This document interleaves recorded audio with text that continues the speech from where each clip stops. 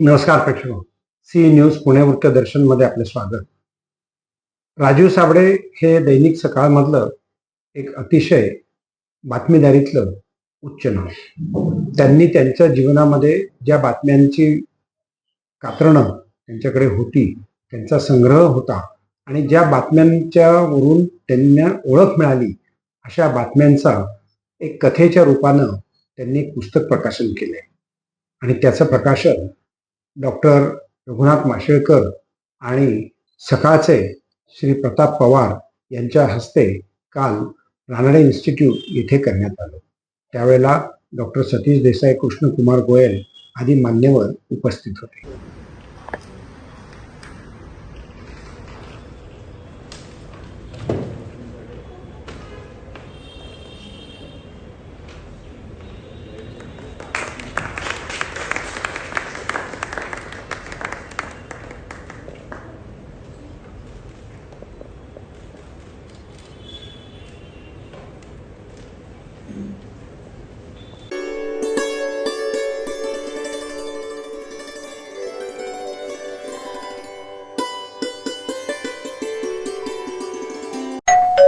अहो उठा ना, ऑफिसला नाही का जायचं? अगं मला आज फ्रेशच वाटत नाही, काही करायची इच्छाच नाही. अहो मग तुम्ही आजपासूनच न्यू युनायटेड फार्मसीचे गुड मॉर्निंग चूर्ण घेणं सुरू करा. अपचन, मलावरोध, बद्धकोष्ठ, आम्लपित्त आणि पोटाच्या तक्रारींवर खात्रीशीर आयुर्वेदिक उपाय. गुड मॉर्निंग चूर्ण. 35 वर्षांपासून सगळ्यांच्या पसंतीचे गुड मॉर्निंग चूर्ण औषधांच्या प्रत्येक दुकानात मिळते.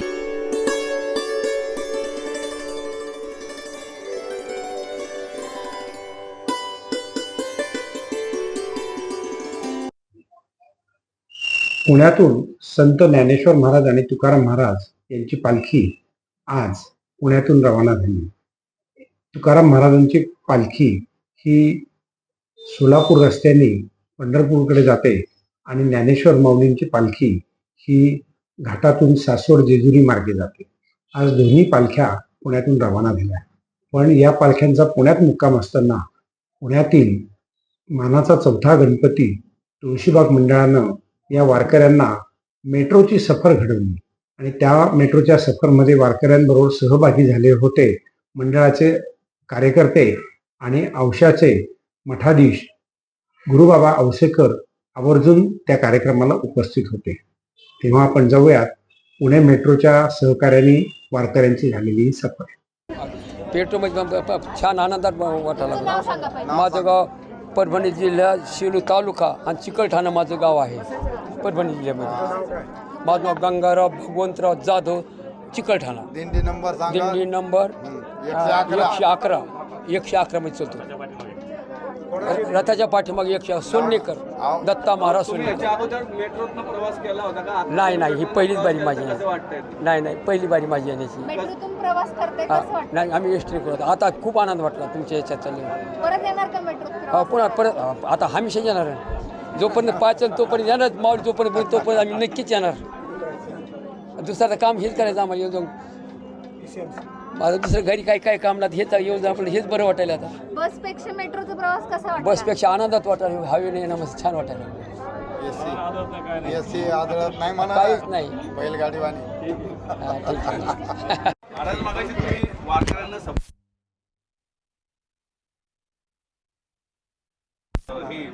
मेट्रो आळंदी देहूपर्यंत झाली पाहिजे. काय नेमकं म्हणजे काय आहे, महाराष्ट्राची संस्कृती म्हणजे आज आपण पाहून जातो वारकऱ्यांची संस्कृती आहे आणि अख्ख्या जगतामध्ये आज महाराष्ट्राची जी ओळख आहे ती एक खास करून वारकऱ्यांची आहे.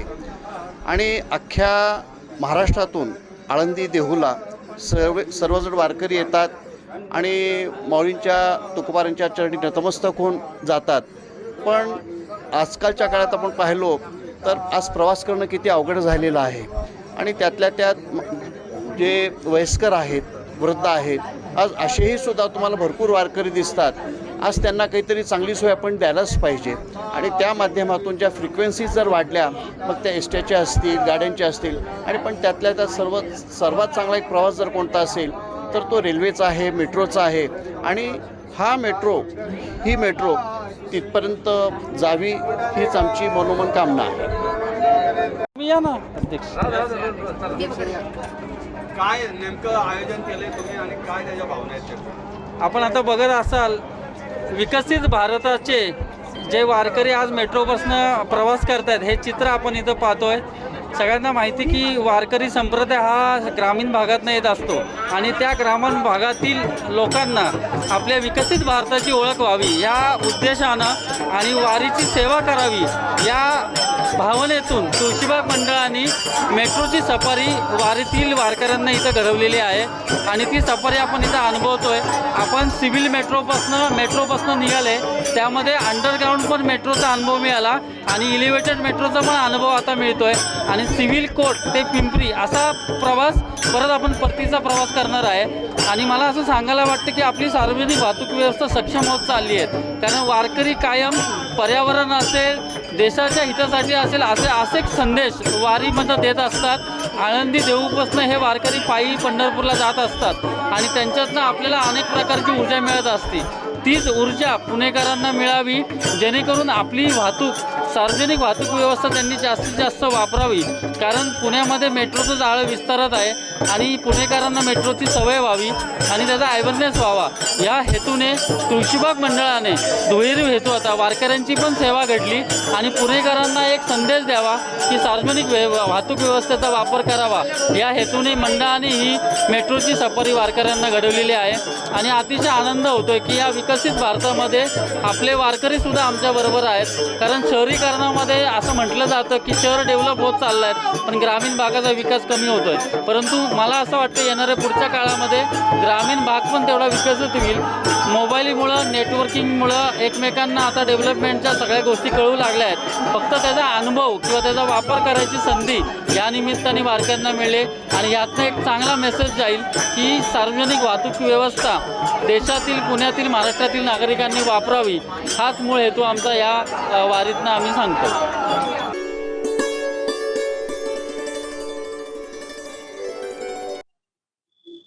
उपमुख्यमंत्री देवेंद्र फडणवीस यांनी पुण्यामध्ये येऊन संत ज्ञानेश्वर महाराज यांच्या पालखीचे दर्शन घेतले. तेव्हा जाणून घेऊयात देवेंद्र फडणवीस.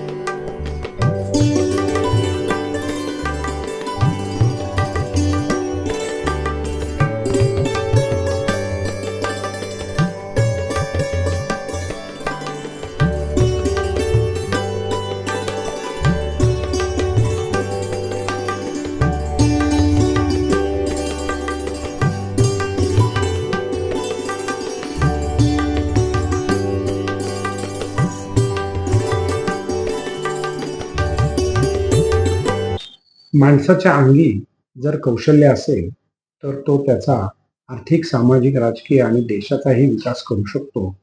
या संकल्पनेवर आधारित 5,000 लोकांनी मंगलप्रभात लोढा यांनी चालू केलेल्या कौशल्य उपक्रमांतर्गत 5,000 लोकांनी आज त्यामध्ये सहभाग घेतला.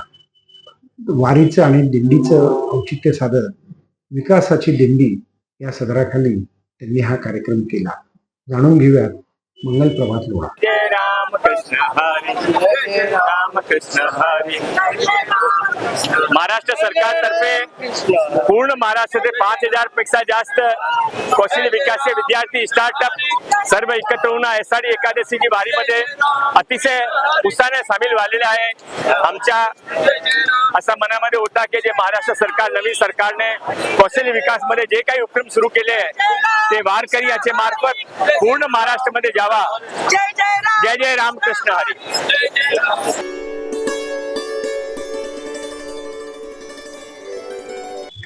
प्रेक्षको, आता आम्ही तुम्हाला घेऊन जाणार आहोत ड्रोननी घेतलेले दिवे घाटातले ज्ञानेश्वर माऊलीच्या पालखीचे आणि त्यातील दिंड्यांचे हे शॉट्स. अतिशय कष्टपूर्वक पद्धतीनं ते आपल्यापर्यंत पोहोचवण्यात आम्हाला अतिशय आनंद होतोय. तेव्हा आपण पाहावं पुण्यातून सासवड जेजुरी मार्गे जाणाऱ्या ज्ञानेश्वर माऊलींच्या दिवे घाटातील या वर्णनांना शब्द अपुरे पडतील. पाहत रहा सी न्यूज पुणे वृत्तदर्शन.